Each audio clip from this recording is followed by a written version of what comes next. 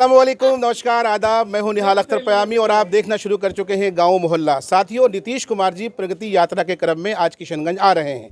कहा जाता है कि ये चुनावी यात्रा भी है, प्रगति यात्रा के तहत यहाँ आ रहे हैं तो यहाँ कुछ न कुछ जो है सौगात भी दे करके जाएंगे। तो हमारे साथ इस वक्त कोचाधामन के विधायक माननीय इजहार अस्फी साहब मौजूद हैं। यहाँ आए हैं नीतीश कुमार जी के स्वागत में, सम्मान में।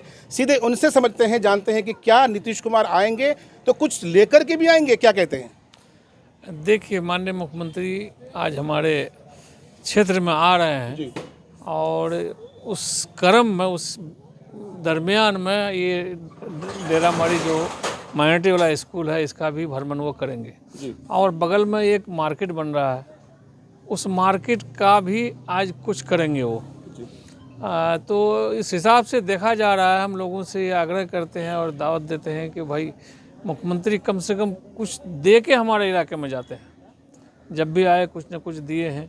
किशनगंज पर खास नज़र रहती है माननीय मुख्यमंत्री जी का, और जब जब आए हैं कुछ न कुछ दे के गए हैं। लेकिन कुछ लोगों का कहना है कि 2025 में विधानसभा चुनाव होना है, चुनाव से ठीक पहले नीतीश कुमार का आना दरअसल कहीं न कहीं जनता को लुभाना है। क्या आपको लगता है कि ये चुनावी यात्रा है या प्रगति यात्रा है? और क्या एक विधायक होने की हैसियत से इलाके के लिए कोई मांग है, डिमांड्स है आपके?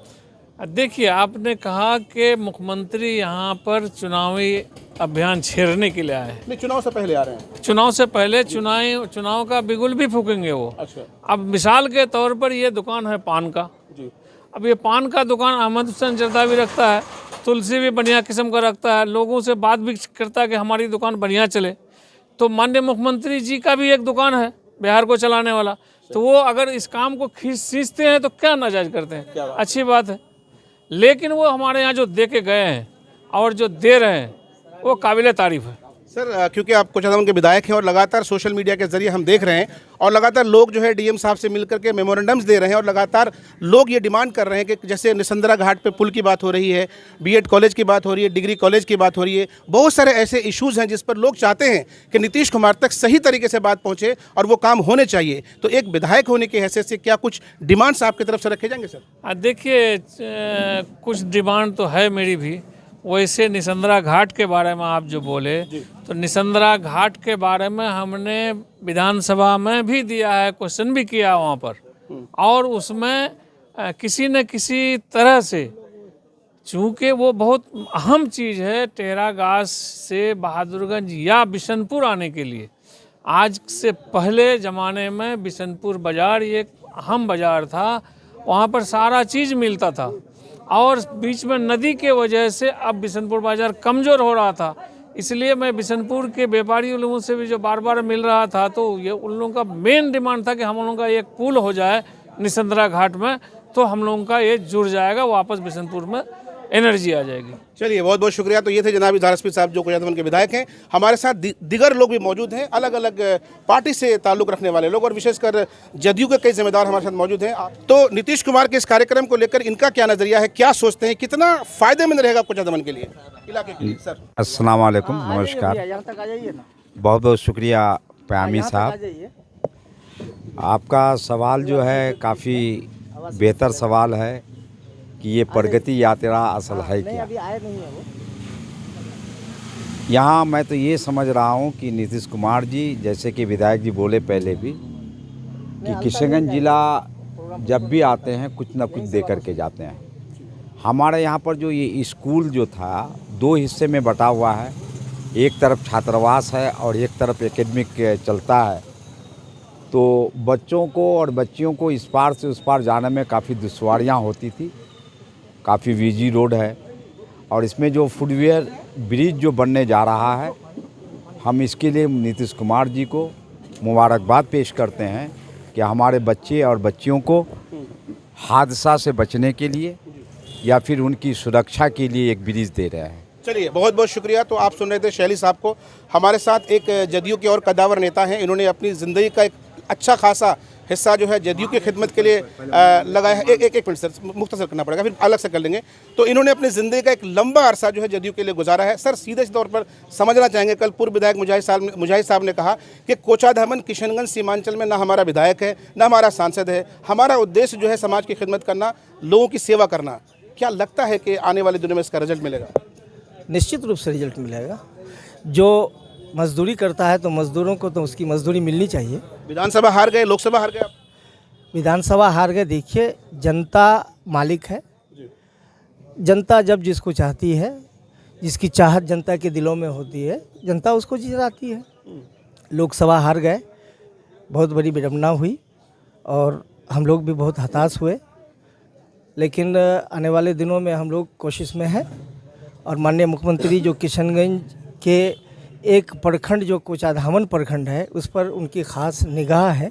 और जैसा कि अल्पसंख्यक आवासीय विद्यालय उन्होंने यहाँ दिया, बीएड कॉलेज का प्रस्ताव है। अब माननीय मुख्यमंत्री आ रहे हैं, हम लोगों को क्या दे के जा रहे हैं। लेकिन आप लोगों पर यह भी एलिगेशन लगता रहा है कि एक अल्पसंख्यक आवासीय विद्यालय क्या बना दिया, आप लोगों ने इसको जदयू का ऑफिस बना दिया है। बार बार यहीं आके आप लोग सियासत करते हैं, ये एलिगेशन है सर आप लोगों पर। ऐसी बात होती तो जदयू का झंडा यहाँ लटकता। हाँ, यहाँ तो छात्र और छात्राएं अपना शिक्षा ग्रहण कर रहे हैं। अगर ऑफिस होता तो जदयू का झंडा लटकता। तो कहीं ना कहीं आपका मानना है कि ये जो अल्पसंख्यक आवासीय विद्यालय दरअसल ये माइलस्टोन साबित होगा, मील का पत्थर साबित होगा किशनगंज के लिए, सीमांचल के लिए, कोचाधामन के लिए। शैली साहब, कोई सवाल था, कोई मांग थी आप? जी, मेरा ये कहना था कि अभी जो अल्पसंख्यक विद्यालय में जो बच्चों का दाखिला हुआ है, हमारे इधर के बहुत बच्चों का दाखिला दरभंगा हो गया है और दरभंगा साइड के बहुत सारे बच्चों का दाखिला यहाँ हो गया है। मेरी ये खास करके मांग है इस वजह कर कि बच्चे और बच्चियों को स्कूल जाने में, जैसे कि दरभंगा के बच्चे और बच्चियों को स्कूल यहाँ आने में दुश्वारियाँ होती है और यहाँ के बच्चों को वहाँ जाने में जो है दुश्वारियाँ होती है। तो ये जो ट्रांसफ़र करके जो इस मामले को अगर बेहतर कर दिया जाता तो दोनों जगह के बच्चों को हर तरह से परेशानी से दूर होना पड़ता, उनको आसानी होती। तो ये मांग है सरकार से कि इस तरह के ये जो हुआ है कि चयन जैसा भी हुआ है, वो तो चयन तो उनके रिजल्ट पर हुआ है कि कुछ बच्चों को यहाँ, कुछ बच्चों को वहाँ, तो इधर के बच्चों को इधर कर दिया जाए, उधर के बच्चों को उधर करने के लिए कर दिया जाए तो बेहतर होगा। ये बहुत बड़ी मांग है। चलिए, आपको दूसरे लोगों से मुलाकात कराते हैं, उनसे समझना चाहेंगे क्या उनके जहन में भी कोई इशू है, कोई मुद्दा है, कोई ऐसी बात है जिसको लेकर के नीतीश कुमार को मेमोरेंडम देंगे, नीतीश कुमार से अपनी बात रखेंगे।